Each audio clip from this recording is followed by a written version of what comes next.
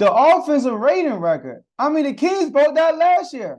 I don't even think this is a bold prediction. The Kings broke the offensive rating record last year.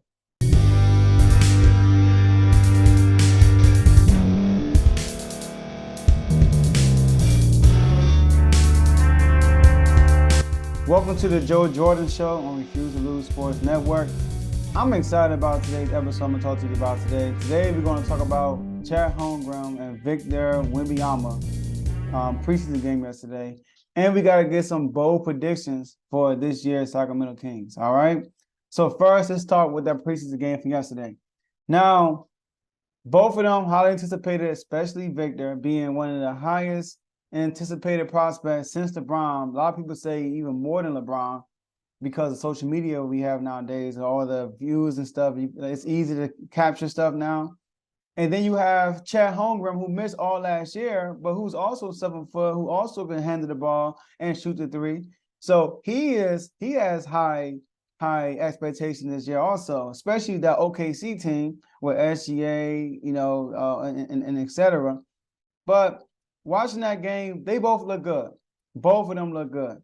Just give you the stat line real quick.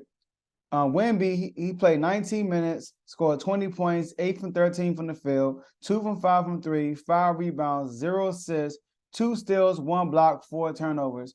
And Chet, he played 16 minutes, 21 points, 7 to 10 from the field, 2 for 2 from 3, 9 rebounds, 1 assist, 1 block, 0 turnovers.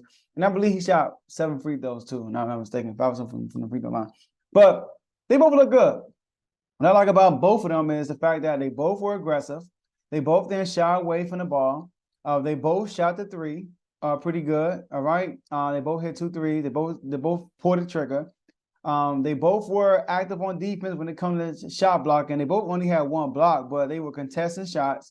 Now, what I can say about both of them, really, if you are a defense, and for this, now they will develop as their careers go.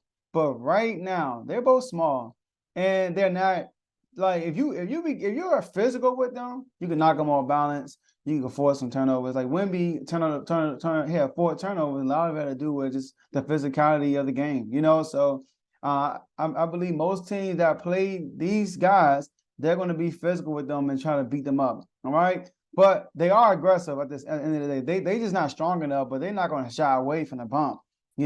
It was one play when Chet was guarding Wemby, and he just went to the rack, went to the cup with him, bodied him, laid the ball up, and started flexing. And Chet kind of flopped. Well, he probably didn't flop, but he knocked his head back and fell down, and Victor came out flexing. All right, so but I like the fact that both of them are great. Not say great. Both of them were good yesterday at drawing fouls. They got to the line easily. Both of them run the floor. That's huge, especially Wemby. Wemby, I mean, it seemed like he cherry picking. I mean, every time I look out, the other side of the court. But Chet Holmgren was way more aggressive on the defensive glass than Wemby was. All right. Now, Wemby, there were times when on ball, he wasn't really good, but he could recover because of his height. It was one time, I forgot who the player was. He kind of got right past Wemby, and Wemby recovered and blocked the shot. So they both look good. They just need to get bigger, get more comfortable with the speed of the game and the physicality of the game. But both of them are going to be good NBA prospects. And Victor, you can see it. You can just see it, man. I mean, he was doing everything. He was passing. He was doing great passes. He was ball handling. He was shooting the three. He was going to the rack. I mean, he did everything. The dude is special. I think that he's going to live up. I won't say live up to the hype because his hype is the GOAT, right? So, but he will be one of the greatest players of all time, I believe, as long as he stays healthy. All right, so that's all I have for you for that game. And the next thing we want to talk about, Sacramento Kings, y'all. I mean, the Kings, I just want to give y'all some bold predictions. Now, I'm not saying all this will happen, but there's a chance, all right? And if it does, you heard it here first. So here are my bold predictions for the Sacramento Kings this year. Number 1, the best record in the West or NBA. It don't matter. Number 1 seed in the West. I can hardly see that because you got a team who was brand new last year, a lot of new pieces, new head coach, new philosophy, and they finished 3rd seed. Then you bring back majority of the same team and you add other pieces that fit that were better than the role plays you had last year. Terrence Davis did a great job. I love Terrence Davis, man. He came in on fire, but we replaced him with Chris Duarte, right? And he also shoot the three. He also shoot the three well, and he's a good defender, much better than Terrence Davis. But Terrence Davis is my dog. I like Terrence Davis, right? You added Sasha. Sasha from the EuroLeague's MVP. He's a ultimate great shooter. He's a great shooter. I mean, he reminds me of Patience Stojakovic for real. Off the ball, he could score 30 off the ball, really, right? Kind of like how Klay Thompson did against us, 37 in one quarter, right? 60 with no dribbles. So now, and you add JaVale McGee, rim protection presence, right? Now, that's one thing the Kings needed was rim protection, and JaVale McGee brings that to the table. All right. So that's another piece that added. So you got to look. So the team gotten better. The team has gotten better. And then you got guys like Keegan Murray, who's going to get better this year. When we saw in the summer league, De'Aaron Fox hasn't reached his prime yet. He's going to get better this year. Malik Monk hasn't reached his prime yet. He's going to get better this year. Now, Sabonis, on the other hand, I can't fully say that he will be better. We might get the same Sabonis we saw last year. All right. So best record in the West. That's a bold prediction. Number 2, the scoring record. The scoring record, team scoring record. The team scoring record was 126.5 points by Denver Nuggets back in the 80s. Last year, the Kings averaged over 120 points a game. So, and that's with a new team. And you added better offensive pieces. I'm telling you, man, like the Kings have a big chance of breaking that scoring record of 126.5 points a game. The offensive rating record. I mean, the Kings broke that last year. I don't even think this is a bold prediction. The Kings broke the offensive rating record last year. So, and I believe they got better offensively with the playoff experience with the Warriors kind of like with the dribble handoff we had, the Warriors kind of neutralized that, and Mike Brown added plays to the system to not be neutralized by that no more. He said that.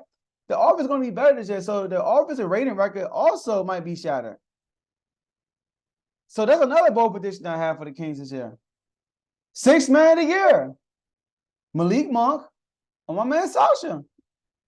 All right, I mean, I can see he want to be Malik Monk almost won last year, and he wasn't really discovered by us until I won't say discovered. He wasn't really getting the attention until like mid-season for real. So, but I can see Sasha or Malik Monk winning 6th man of the year this year. Now, this right here ain't too crazy, y'all. Don't beat me up for this. But the De'Aaron Fox MVP, that's a high possibility if the Kings finish with the best record in the NBA. I remember Steph Curry. Steph Curry in the Warriors lost to the Clippers in the first round, kind of similar to how we lost to the Warriors last year. And they lost in the 7th game in LA. But we lost to Sacramento. And then they came back the next year. Steph Curry won MVP because they were number 1 seed. But he only averaged 23 points a game. So De'Aaron Fox is not going to average 23 points a game. One thing I think De'Aaron Fox is going to change this year. Last year, he was chilling the whole game. Chilling. Just straight chilling. And then the 4th quarter comes, he turns up. But in the playoffs, he was not chilling. He turned up from the beginning of the game. That's why the first playoff game he played, he dropped 37. So I think this year he will be a lot more aggressive early on in the game. A lot more aggressive. So look out for Fox being the MVP and Fox being in that conversation, being the 2nd best point guard in the NBA. Right? So being in that conversation. So, and my last bold prediction is this. The Sacramento Kings making it to the Western Conference Finals. Now, some people might say, Joe, all that, and that's all you say, Western Conference Finals. Man, I look at the ESPN poll. They got the Kings finishing 7th with 43 wins, I think. 43 or 44 wins.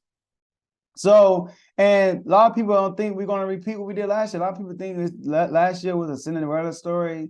The Kings are not serious like that. They caught a lot of people off guard. They didn't get hit with the injury bug, even though people played through injuries. Someone had a broken hand the whole daggone year, but played through it instead of getting surgery. So I guess we don't get credit for that. But a lot of people don't expect the Kings to do nothing this year. The West is too tough. It's too stacked. You got the Clippers if they're healthy. You got the Suns if they stay healthy. The Lakers if they stay healthy. You got Memphis with Ja, and they got Marcus Smart and D. Rose. The Pelicans if they stay healthy. The West is too stacked. I get it, man. I get it. But every year we come into the season and we are excited about these teams, and majority of these teams don't fall. They fall off. I look at the last three champions: the Denver Nuggets, the Golden State Warriors, and the Milwaukee Bucks. All three of them have one thing in common: they got chemistry. They got chemistry, and that's one thing the Kings got. They got chemistry. All right, so I'm excited about this NBA season, not just the Sacramento Kings, but just period. All right, I'm excited to talk about all sports, especially NFL and NBA season. Those are my two favorite sports, but, you know, I want to speak on all sports on this show. But, hey, thank y'all for staying to the end. I appreciate y'all, and I'll see y'all next episode.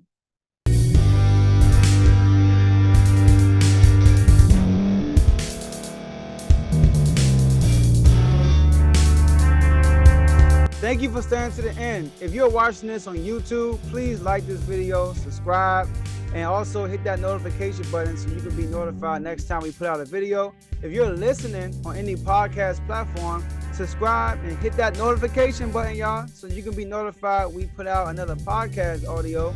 And last but not least, hit that share button. No matter what you're listening to or watching it, hit that share button and send it to somebody that you know that would love to watch this episode you just listened to. So once again, thank you for staying to the end, and we'll see y'all in the next episode.